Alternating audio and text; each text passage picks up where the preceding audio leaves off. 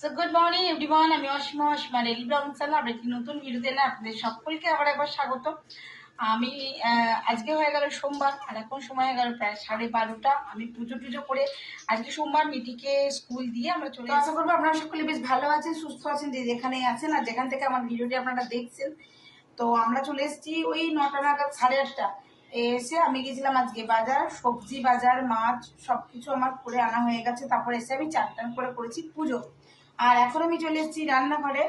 আর এখন করবো আমি দুপুরে লাঞ্চ করছি, অ্যাটলিস্ট আমার বাকি সমস্তগুলো হয়ে গেছে। আর আজকে নিয়ে এসেছি আমি কাতলা মাছ, আর আজকে আমি করব দই কাতলা।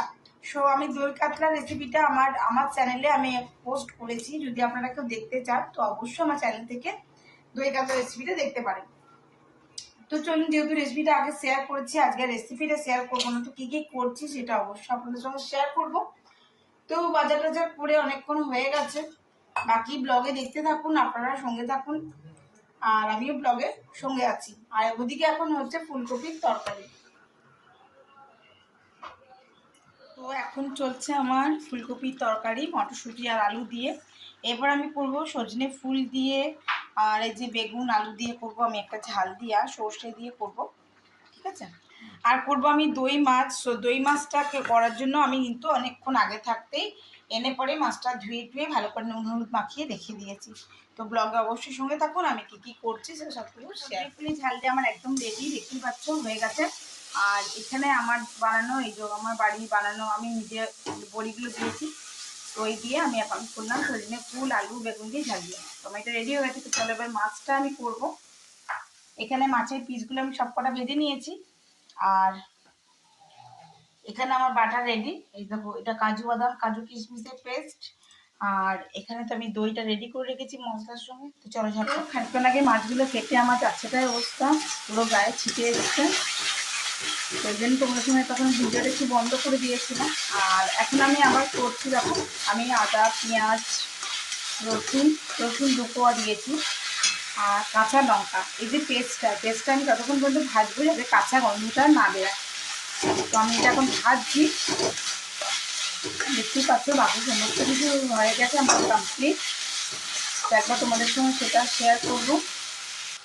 তো এখানে বাদামের পেস্টটা দিয়ে দিয়েছি, আর পেস্টটা দেওয়ার পর আমাকে গ্যাসটা একদম সিমে করেই নাড়তে হবে, নাহলে কিন্তু বাদামটা তবে মরে যাবে। আর এরপর যখন দই দেবো তখন তো একদমই কম থাকতে হবে, নাহলে কিন্তু দইটা পুরো তাপে দেওয়ার পর ফেটে যাবে। তো ওইখানে আমি এখন নুনটা মিক্স করিনি, নুনটা এখানে দেওয়ার পর আমি মিক্স করবো। আর এদিকে এই যে আমার ডালটা গরম করছি, চলুন দেখাই। এই যে ফুলকপি আলু দিয়ে একদম ফ্রেশ ধনেপাতা উপর থেকে দিয়ে দিয়েছি, আর করলাম ঝাল দিয়া করলা আলু সেদ্ধ। আর এই সয়াবিন আলু পাপড়ের তরকারিটা কালকে। তো চলুন, এই হলো দুপুরের লাঞ্চ। এখন এদিকে মাছটা চলছে, মাছটা হয়ে গেলে হয়ে যাবে। তো আমি কিন্তু সরি, দই কালিয়াতে দই কাতলাতে কিন্তু আমি এখানে হলুদ ইউজ করিনি, আপনারা চাইলে হলুদ ইউজ করতে পারেন। আমি এটা এরকমই সাদাই রাখবো। তো এটা ঝোলটা প্রায় ফুটে এসছে, খুব ভালো করে আর একটু ফুটে যাক, তারপরে মাছগুলো দিয়ে দেবো। সো একেবারে রেডি হয়ে গেছে আমার দই কাতলা। কেমন লাগলো অবশ্যই জানাবেন। আর আমি ওপর থেকে একটুখানি ফ্রেশ ধনেপাতা দিয়ে দিচ্ছি। আপনারা যেহেতু ক্যামেরার ওপারে বসে আছে, অসম্ভব সুন্দর একটা গন্ধ, একদম মানে বিয়েবাড়ি ভোজের মতন অবস্থা। তো অবশ্যই ট্রাই করবেন, কেমন লাগছে সেটা আমাকে জানাবেন একবার।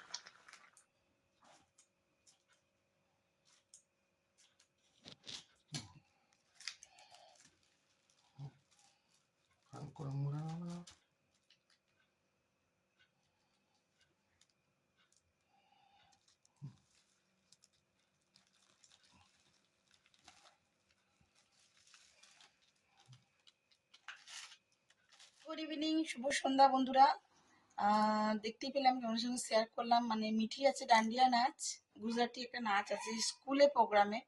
তো তার জন্য বানাতে হবে ওই লাঠিগুলো। তো তো একা একা বানাবে না, তার জন্য দিতে হবে জোগাড়। আর আমি কি করছি দেখো একবার, বলছে আমার লেস লাগবে, লেস খুঁজে দে। এবারে এত জিনিস আমি বার করেছি, আলটিমেট ডান্ডিয়া রেডি হয়েছে, বাট লেস হলে আরো বেটার লাগতো। লেসটাই আমি এখন খুঁজছি, বুঝলে কোথায় রেখেছি আমার আর না তো মনে নেই। এদের মিটি অনেক হাতের কাজ করে, তার জন্য ওকে এগুলো কিনে দেওয়া হয়। এই যে কাটিং ফাটিং করার জন্য এইরকম সিজারগুলো, আরো আরো 3-4টে সেট আছে। এই যে করার এগুলো নিয়েছে, অনেক কিছু জিনিস তৈরি করেও। তো চলো, আর রাতে ডিনারের জন্য ভাতটা করে রেখেছি, বাকি সমস্ত কিছু আছে, রাখলে 2টো রুটি করব। আর মিটি চলে গেছে পড়তে 10টা 27, আর ওদের তো ভাত আছে, বাকি তরকারি আছে। আর আমি যেটা করলাম, নিজের জন্য 4টে রুটি, 3টে আমার, একটা নেন্সি। তো চলো, আমি এখন রাতে ডিনারের জন্য সমস্ত খাবারগুলো গরম করছি, এবার ওদেরকে খেতে দিয়ে দেবো।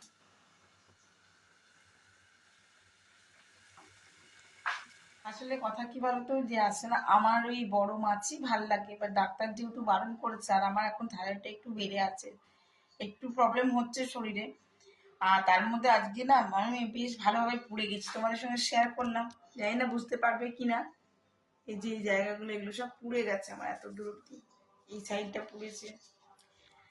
তো বাস আজকের মতন ব্লগটা এখানেই শেষ করছি। ব্লগে কিছু ভালো লাগলে অবশ্যই লাইক কমেন্ট শেয়ার করে দিও। যদি আমার চ্যানেলে নতুন বন্ধু হয়ে থাকো, সো প্লিজ চ্যানেল সাবস্ক্রাইব করে পাশে থাকা বেল আইকনটি রাখতে একেবারে ভুলো না।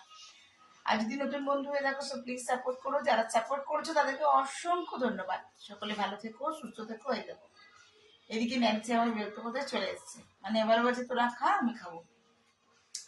তো এখানে একটু নিজের জন্য করলাম 4টে রুটি, 3টে আমি খাবো, একটা খাবে ন্যান্সি, আর ওরা ভাত খাবে।